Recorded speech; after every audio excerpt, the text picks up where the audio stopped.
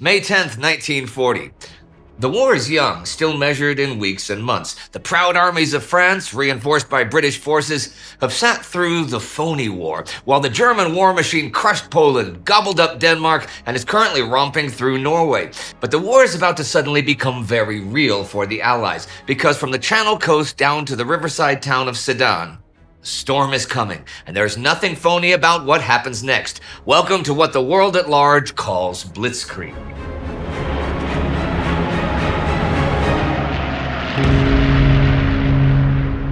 I'm Indy Neidell, and welcome to our World War II miniseries 10 Days in Sedan, where we cover the German thrust through the Ardennes, the rage of the Reich, and the new confrontation between old enemies at Sedan, the crucible where the fate of the Axis and Allies converge. Join me as we explore the course of the battle and its aftermath. There's a lot of excitement to come these next days, but let's start with an in-depth look at some of the German forces that are going to be involved in the offensive. Sitting at the top of the German command tree here is Gerd von Rundstedt, who is in overall command of Heeresgruppe A, Army Group A.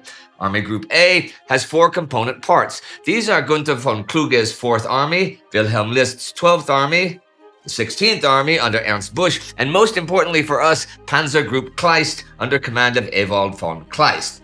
It is Panzer Group Kleist which will form the armored spearhead of Army Group A. And right now, it is perhaps the most powerful ground-based force on the planet. In terms of armor, the Germans have very much put all of their eggs in one basket here. Kleist has over 41,000 vehicles, of which 1,200 are tanks. That is half of the total German panzer force. It also has plenty of motorized infantry. Some of these infantrymen ride in half-tracks, which provide at least some protection from things like small arms fire or shrapnel from artillery and grenades, but the vast majority are still riding in soft-skinned trucks. To serve this massive metal armada, the group has some 134,000 men. But Panzer Group Kleist's strength is not so much about its size and equipment. Most of the German tanks are by no means superior to their French counterparts. Really, Group Kleist's power lies in its revolutionary doctrine. See, it's an experiment in armored warfare that has never really been attempted before. Until now, the panzer divisions have operated in support of infantry armies, subordinated to their pace and planning. But Kleist's force breaks the mold. For the first time, armored units are to lead the offensive not as tactical adjuncts, but as an operational force tasked with strategic breakthrough and deep exploitation.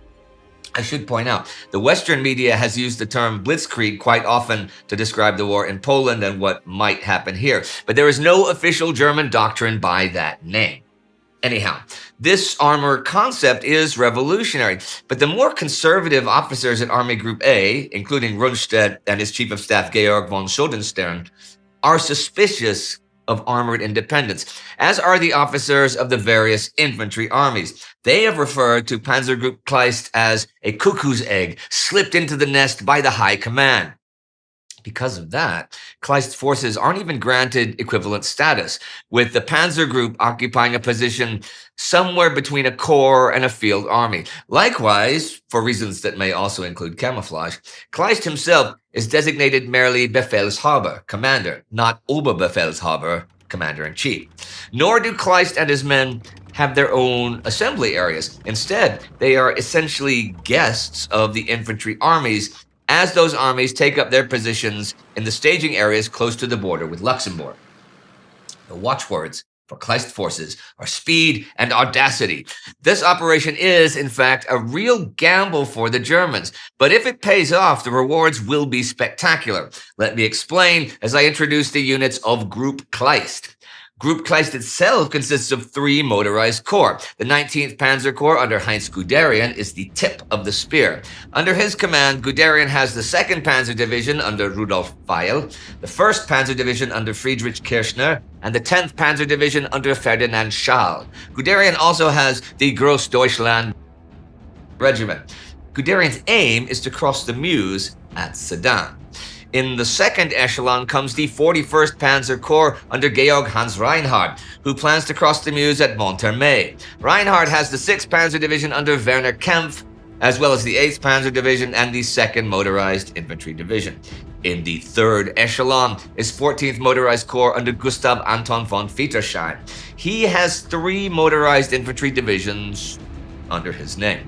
The northern flank of Panzer Group Kleist will be covered by Hermann Hoth's 15th Panzer Corps, which is part of Gunther von Kluge's 4th Army, right? He has 2 panzer divisions, the 5th under Max von Hartlieb and the 7th under Erwin Rommel, and an infantry division. The old-fashioned foot soldiers, which the Germans call leg infantry, of the 4th, 12th, and 16th armies are to follow on behind the panzers. Together, the Germans think they have a good chance of overwhelming the unsuspecting defenders and gaining a foothold on the western bank of the Meuse River without too much struggle. The whole thing sounds incredibly risky, and it is, but this is a calculated risk, one that could even maybe win the war in 1940. The Germans believe the Allies overestimate the value of the Ardennes forest and the Meuse River as natural barriers. See, believing a push of this magnitude here to be unrealistic, the Allied forces there are few in number and relatively poor quality. If a breakthrough can be forced rapidly, despite attacking across unfavorable terrain, the German panzers may be able to fan out and advance into France with impunity. Sedan specifically is chosen because it gives the Germans the best of all worlds. Surprise, speed, familiarity, balanced carefully with feasibility. Support for this plan is not at all universal though, and there is significant opposition to the idea in German high command. Hitler himself is quite fond of the plan to hit Sedan, believing it to be where the French will least expect the main attack to come. Prominent military men such as Guderian, Erich von Manstein, and Alfred Jodl all throw in their support, but there is opposition and some of it fierce. Here are the words of General Fedor von Bock, commander of Army Group B. You will be creeping by 10 miles from the Maginot Line with the flank of your breakthrough, and hope the French will watch inertly. You are cramming the mass of the tank units together into the sparse roads of the Ardennes mountain country, as if there were no such thing as air power, and you then hope to be able to lead an operation as far as the coast with an open southern flank 200 miles long, where stands the mass of the French army. As usual, before the ground war begins, the air war is already underway, and the Luftwaffe soon starts asserting control of the skies. But in part, that is because the Allies let them. Guderian's 3 divisions are set to advance on 4 routes. North to south, the units doing this are the 2nd Panzer Division, the 1st Panzer Division, and the 10th. It is the 1st Panzer Division which kicks things off. The operation itself began the late afternoon of May 9th, when the division moved off from its assembly points on the Moselle River, about 40 kilometers south of Koblenz. From there, the troops drove all through the night towards the Luxembourg border. To keep them alert, the division's logistics officer distributed the first of the 20,000 Pervitin tablets he has for his men. About 4:35 this morning, the lead troops of the division began clearing the concrete obstacles erected by the mostly defenseless Luxembourgers. About an hour later, the first German troops have stormed across one of the bridges over the River Our near Wallendorf and have disarmed the border gendarmes. After blasting through border barriers and defenses, German engineers begin constructing bridges to bring over the machines and materials. That construction will take about 2 hours. In the meantime, a detachment of a motorcycle company and 3 armored reconnaissance cars races forward across Luxembourg to the Belgian border at Martelange in 2 or 3 hours. Here, they come under unexpectedly heavy fire from the well-dug-in Belgian troops holding high ground on the other side of the Sauer River. Hermann Balk, commander of the 1st Rifle Regiment, arrives on the scene and tells his motorcycle company to attack across the river and drive the enemy off the hill. This is a pure infantry attack, with German riflemen attacking uphill. There are no panzers, no Luftwaffe air support, no artillery. The reconnaissance cars do have 20mm cannons, but they don't really help because the Belgians have a T-13 tank here with a 47mm cannon. That leaves the German infantrymen with only their rifles, grenades, and a few machine guns. The attacking force, an infantry company of about 100 men, was numerically about as strong as the defending force, which was the 4th Company, 2nd Battalion, 1st Ardennes Light Infantry Regiment. This unit had ensconced itself in the pillboxes and field fortifications and was protected by minefields and obstacles. The action was to be carried out from the move without any preparation.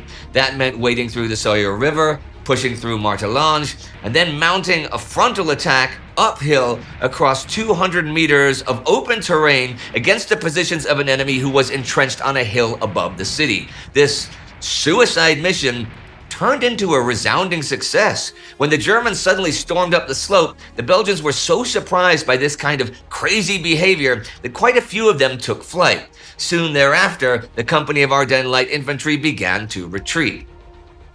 From Martelange, 1st Panzer Division advances further west through the Sawyer Valley towards the village of Boudange, defended once again by the Ardennes Light Infantry.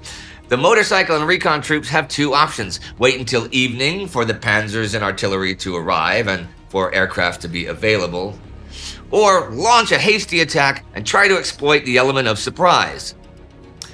They decide the latter and launch the attack just before 1 in the afternoon, but come under a storm of fire from the defenders.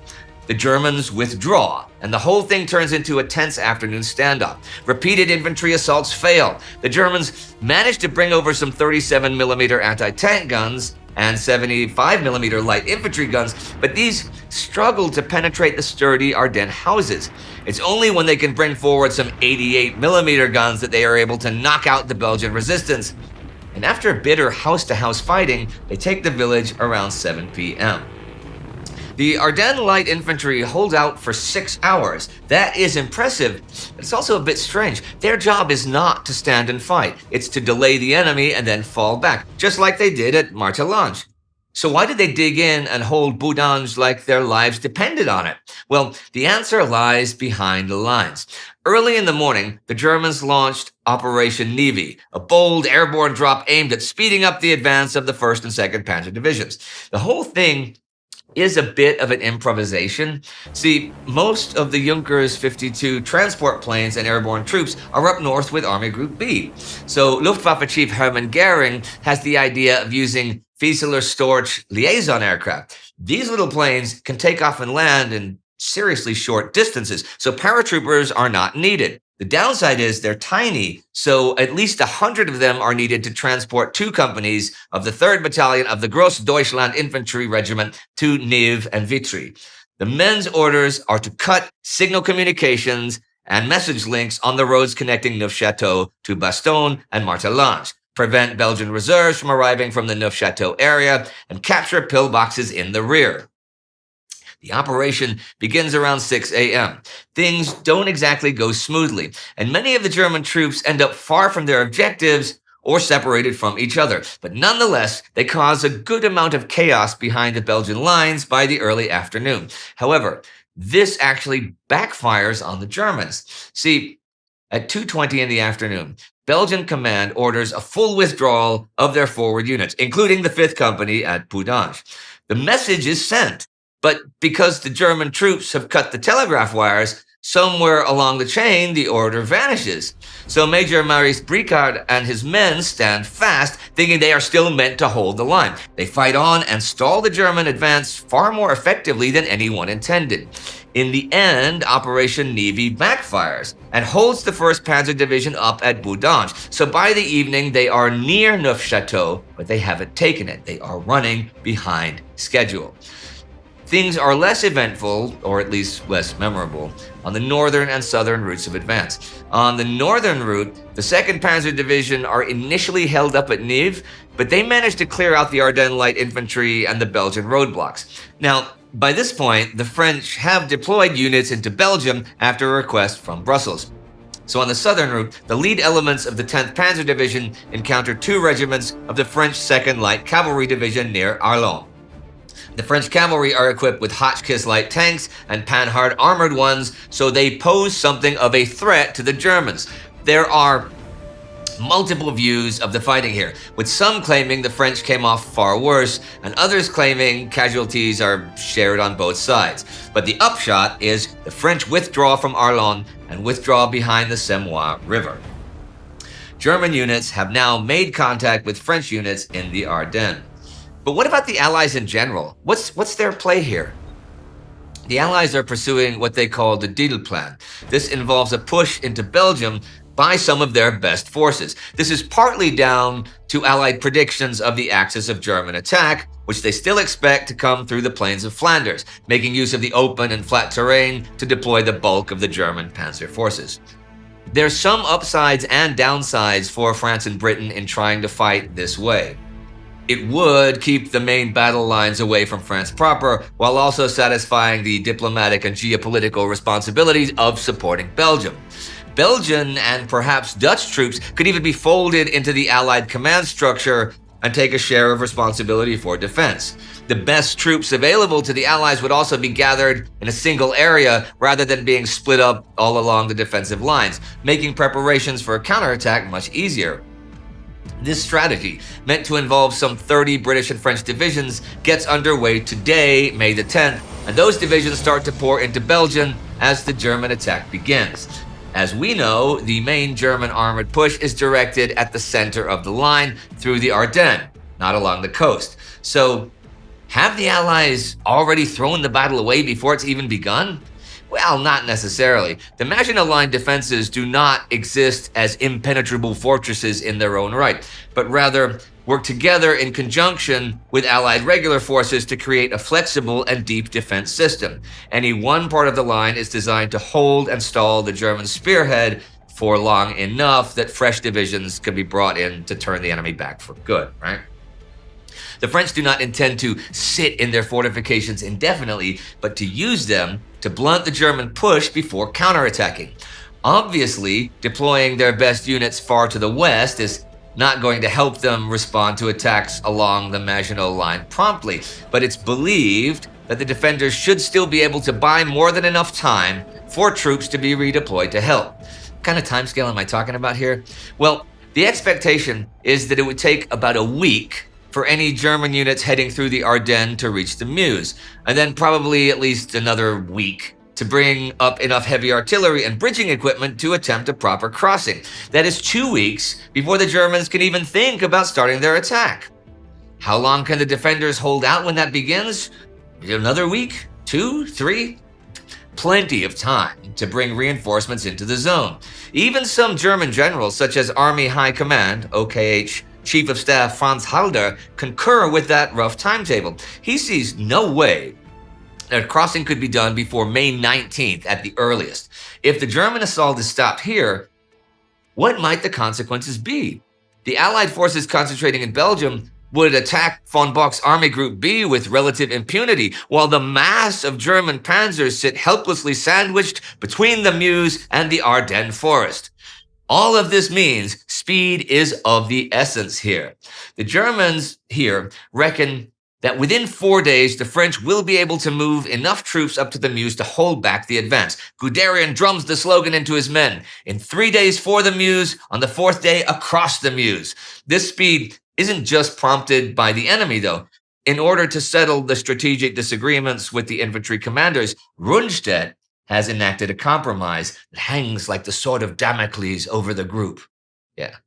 Panzer Group Kleist will remain independent only so long as it stays ahead of the infantry. If it falters and the following armies catch up, it will be subordinated and dissolved back into the traditional structure. So Guderian's tanks surge forward as rapidly as possible, not just to ensnare the enemy, but also to outrun their own superiors. The problem with this is that Panzer Group Kleist is an enormous formation. If you lined up all the vehicles on a single road, it would have a march length of over 1,500 kilometers, long enough to stretch all the way across Germany to Königsberg in East Prussia. In order to make the 170-kilometer drive from its assembly areas through the Ardennes to the Meuse River, then, every drop of fuel, every tire, every spare part needs to be in the right place at the right time. It falls to von Seitzler, Chief of Staff of Panzer Group Kleist, to solve this logistical nightmare. Seitzler is not an expert on panzer warfare, but he has proven himself to be an expert organizer, though he's had only 2 months to figure things out. He insists on complete logistical independence from the slower infantry divisions following behind. Like an infantryman, every vehicle must carry its own supplies, an idea which Seitzler calls the rucksack principle. Fuel consumption for the advance is calculated down to the liter. All vehicles must cross into Belgium fully loaded, with extra gasoline stockpiled in jerry cans at rest points along the route. And to keep the column moving without pause, Zeitzler improvises a rolling refueling system. Trucks carrying fuel are slotted into the marching formation, handing out jerry cans to crews as they drive past. Empty cans are tossed aside and recovered by follow-up teams. Kleist, Guderian, and Zeitzler might go down in the history books depending on how this war goes. But it was another famous German who once said that no plan survives first contact with the enemy. Despite Zeitzler's best efforts, the planning begins to collapse quickly on May the 10th. The second echelon units lining up are running into the tail end of the first echelon, which is already 10 hours late. By noon, Guderian's 3 panzer divisions are fighting in Belgium, but the bulk of Reinhardt's Panzer Corps is still east of the Rhine, and Wittersheim's motorized corps hasn't even left its assembly area in Germany. And Wittersheim will remain there for now, because this day is over. German forces are well underway, but it will be an incredibly tall order to make everything work as envisioned. There are so many moving parts, so many possibilities of hiccups, of delays, and that's before the French get involved. And now you might be thinking, what French? You barely mentioned them. All in good time. Next time, we'll be looking at the French units pushing into Belgium and making first contact with the tide of steel heading their way. We'll also check in with the units in and around Sedan and what they've got on hand to face Guderian's panzers if they do manage to make it all the way to the River Meuse. How will all of this play out, I wonder? Will France and Germany settle into another bloody war of attrition? Or could the Germans truly have it all sewn up in less than a week? Stick around to find out here on World War II. And since you've watched all the way to the end, I'm going to go out on a limb and guess maybe you like these sorts of miniseries. If you want to see more of them, you can join the Time Ghost Army at timeghost.tv or patreon.com. They keep us going. They keep the content rolling out. They are the reason that we can do this. Our Ardennes amigo of the week is Clay Edwards. Do not forget to subscribe. See you next time.